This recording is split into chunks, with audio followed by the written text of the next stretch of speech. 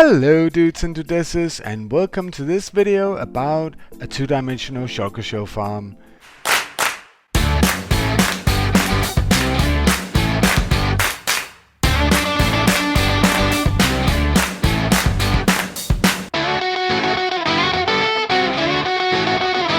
The first thing that you probably want to know is the rates. So here we go. The rates is 200 plus.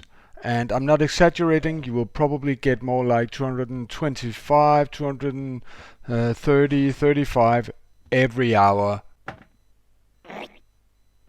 Why do you want a two-dimensional Shulker Shell Farm? Well, the reason most people would want it is that it's faster. It produces a lot more shells in the same time. And it's handy, I suppose, because you can have this very near to your base if you want to, and this one in particular is, if you look behind me, very handy because the reservoir that you need to replace the shulkers if their health get low is in the overworld, and so is the shulker shells from the shulkers that you can see dying of entity cramming in the minecarts on my above my right shoulder, my left, to my right, to your right, whatever, there, where the minecart is. A nice benefit from this is that this farm essentially is its own chunk loader. So it's perma-loaded, which means that if you're playing in a single player world, wherever you are in that world, this farm will be running. And if you're playing on a multiplayer server, you don't even have to be online. It will just keep on going and going and going unless you shut it off. So shulkers galore. Let's talk about redstone and simplicity, because you know, I wouldn't make a farm unless I could make it better, simpler or different. And I actually have my doubt with this one, because there's basically a standard more or less out there that was very quickly made by the guys from Minecraft, the spawning chamber and the way it's set up with the portals and so on. So how could I do something different? I thought about my 16-pot iron farm, and that is its own chunk loader, and that's basically the idea I took and lifted from that to this. I think it's convenient that you don't have to go to the Nether to pick up shulker shells, and it's convenient that it works, it runs all the time even though it's not in the spawn chunks, and or that you don't have to build a separate chunk loader to keep it running all the time. Basically I've built it very much like my one-dimensional farm. I have this reservoir right here, and when the shulkers are coming through this portal, they will first fill up these 5 slots right here, and when they're full they will go over here, because that's the only possible place they can sit. And as there are 24 minecarts in here, they will die from entity cramming. It's sucked up by another minecart underneath this block, and it ends up in this chest down here. Now let's talk redstone. This farm has 2 etho hopper clock. It's right here, buried in honey blocks, and the reason that's why it's buried in honey blocks. With this farm, as with the one-dimensional farm, spawn proofing, or whatever you want to call it, it's not spawning, but teleport proofing is of course essential. Let's take a look at the farm. That's it. As you can see, it's 4 big portals like this, and it's very, very simple. I won't be doing a block by block, at least not today, but I will tell you how to build it, and I will of course, as always, leave a world download in my Discord community so you can go play with it yourself. Now, but it really is very simple. What we have are 4 portals. The portals are 19 by 20, and the reason they're 20 is down here below this wall, and the wall is there because otherwise zombified piglins would walk in and out of the portals, and we don't want that. So they're kept in place with walls. A nice trick that I learned from Doc M77. You have this row of blocks. I use glass blocks because I like to see in, but it could be any solid block that the shulkers could teleport to. Then you have a row of air, and then you have a portal, then you have a row of air, block they can teleport to, a row of air, a portal, a row of air, and a row of blocks that the shulkers can teleport to. Now what you're seeing there is quite interesting, because the shulkers are actually supposed to teleport instantly, because they're slightly open when they teleport, but they don't always. And that's why we have these walls in place, because the shulker bullets, we don't want them flying around all over, so that's why we enclosed it all with these walls that keep the shulker shells in. The smart ones among you, and I'm guessing that's all of you. Hang on, I missed one there. You may wonder, why have I put buttons on the outside? Because one of the criteria is that it can teleport from a central position 17 blocks. And I just told you that this is 19 blocks, so it can't teleport to out here, and that's true, it can't. But the situation we had before, where a shulker is sitting there and shoots off some shulker bullets before it teleports. I've had one situation during the week where it actually was able to hit itself and somehow duplicate itself, and it ended up on the outside. So the buttons, they shouldn't be needed, but it's security. It's a hassle to have them, but I'm happier that way. In spectator mode, I'm not loading this area, but the farm, as I said in the beginning, is loading itself. So we can go in here and we can go through the farm and see what's happening. This here is the central shulker. He's sitting there. Oh, I need to turn down the volume. Hang on. This is a central shulker. He's sitting in here in the middle of the farm, and he's firing off shulker bullets and hitting himself. And every time he's open and hit himself, he makes a copy. Now look at these guys. Whenever he makes a copy, they look away. And that's because they look at the one they were aggroed on. So down, there was one, and there was one, and let's wait for it, there was one. Every time they look away, a split is happening, and it's a new shulker in here. And as you might caught with a glimpse of your eye, it was exchanged by the minecart. I have 1.5 stack of items in a hopper clock, and it changes out the shulker just in case its health would get low. There's a minecart, goes up here, and now you can see it will be changed out like that. Now you might, yeah, that's a good situation. You can see this one was caught at a bad time. So it caught a shulker shell from the other one, and it probably won't even open before it's changed out again, and it will just be taking damage and teleport away like that. And that's why we're changing out the shulkers with the minecart from the reservoir, because otherwise it will be empty in here. But now you see this shulker bullet right here. So we kill that with a lava boost that is I will show you in a cell out here. But in order to have the best chances of this not starting off badly, it will sometimes start off with being hit by shulker bullets and then be closed, and then maybe not even split once. But I've reduced this by tinkering from have it like almost every second time to every third time to now probably every fourth time. I've changed the spawning chamber a bit, because the normal spawning chamber is basically like this, 2 walls and then snowmen down there and slabs, and then there's 2 blocks behind it, because the shulker shell needs 2 blocks travel to actually work when it hits the shulker. I changed that because it works better. It increased the yield in this setup if it was vertical instead, and then it has to be 4 because the shulker opens up and is too high, and the shulker shell needs to travel 2 blocks as well. Now it's traveling in the tube, and we don't want that.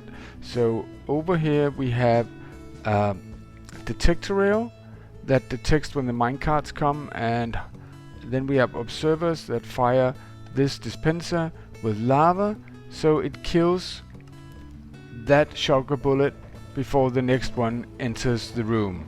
And as I said, it doesn't work every time. It's a bit random where the shulker shell is. If the shulker shell is all down here, you will have a situation where the shulker will sit there taking damage and maybe not even open for that round. But the rates are so good that I haven't wanted to mess more with it. Now if you look at the snow golems, you can see there's not one golem. Actually there's 15 golems. You don't want the shulker to have to wait to find out that it's attacked. You want to have it going instantly, being aggroed instantly, and having 15 snow golems in there seem to do the job very, very well. And let's just look one final time. See these guys looking. It's very mesmerizing. Every time it splits, they look away. Where did you go?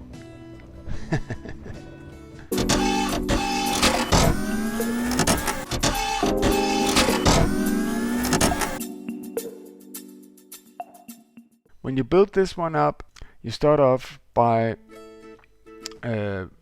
taking the position of the central shulker down there in the middle of the farm, and that position right there where this guy is sitting, you want to make a portal in the Nether before you light up these. This portal down here is the one I use to go to the Nether and set up the portal that this one is connected to, and this one will lead to the portal that these one come through. So let's try and go in here, but it's our way back as well. And now we are in the Nether, and this is the small setup that we have here, and it may look as if a lot is going on. It isn't. This is a portal, a standard portal, and this is where all these come through, and you can see they're picking up. I mean, the minecart, it's probably even having difficulties. Maybe I should have two minecarts. It's having difficulties keeping up. It's taking these shulkers over here, and there's only one spot where they can sit where they want to sit. This spot right here has no buttons or anything on it. They don't like to sit next to each other. They don't like to sit on redstone or rails or a place where there's button, but they will. When there's two in this place, the other one, or when there's two next to each other, will teleport down to this space right here. This is slime blocks. That's very important because I actually had this question with the one-dimensional farm. Can I use slime blocks instead of honey blocks? No, no, no, no, for God's sake. Honey blocks, the shulkers won't teleport to honey blocks or even to soul sand that are less, they're just 1 pixel less than a full block. But slime blocks, you can put signal through a slime block. You cannot with a honey block. So they see this as a full block, and this is a place where they don't want to sit. So they go down here. The second piece of redstone, which is also just a totally standard ether hopper clock. It has around 15 items or something like that, so it goes off quite often. And the reason I had to do this and not just have a glass wall and have the shulker sitting here and then go through is that I discovered that when they teleport, when they're already in the world and they teleport, it doesn't work as when they're split. When they teleport the first time when they're split, they kind of are slightly opened, or they shake, so they will go through a portal. That's not the case when they just teleport. So they might end up sitting here for a long time. If I just had a glass wall, they would open slightly, and then they would have a 50 seconds, I believe, cooldown. So, but in that 50 seconds, they would open again and have a new cooldown period, and they would all cluster up here and not go through. So I simply made this small mechanism. When they open, they don't touch the portal, so they don't renew any cooldown period they may have. So the next time they're pushed over, they will go through. This is just a rail, as you can see, normal rail, and the one above here is just so that nothing will spawn here. We don't want pigmen standing on the rails. And here you have an activator rail, and on this side you have an activator rail as well. So if it accidentally picks up one right here, it will throw it off over there. as you can see, as these are coming in so fast from the overworld, and they're sent back so fast, both this area here in the Nether and in the overworld is loaded. You can see that this portal is just outside, the one side is outside the chunk, and the same goes over here. This one is outside the chunk, and you can see that this one is at level with this one over here, and that's just a way to make sure that this one is the one that the big portals will send the shulkers to, and this one, if we go through this one, is perfectly lined up with coordinates with the one in the overworld where the shulkers come out. And this one is just one we can go through and we will get out on the ground.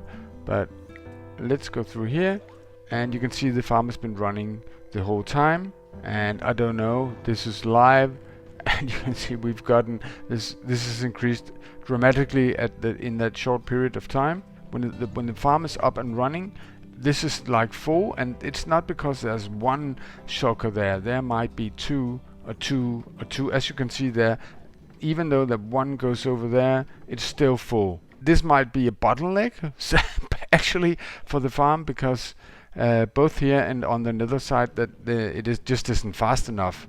So maybe that's something I will do work on, but otherwise I'm quite satisfied with the farm as it is now.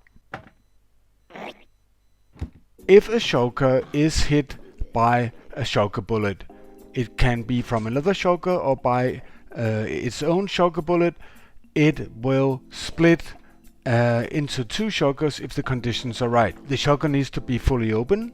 It needs to have a health that's over a certain level. It needs to be alone, or rather, for every shulker that's near to it, it reduces the chances of a split with 20%.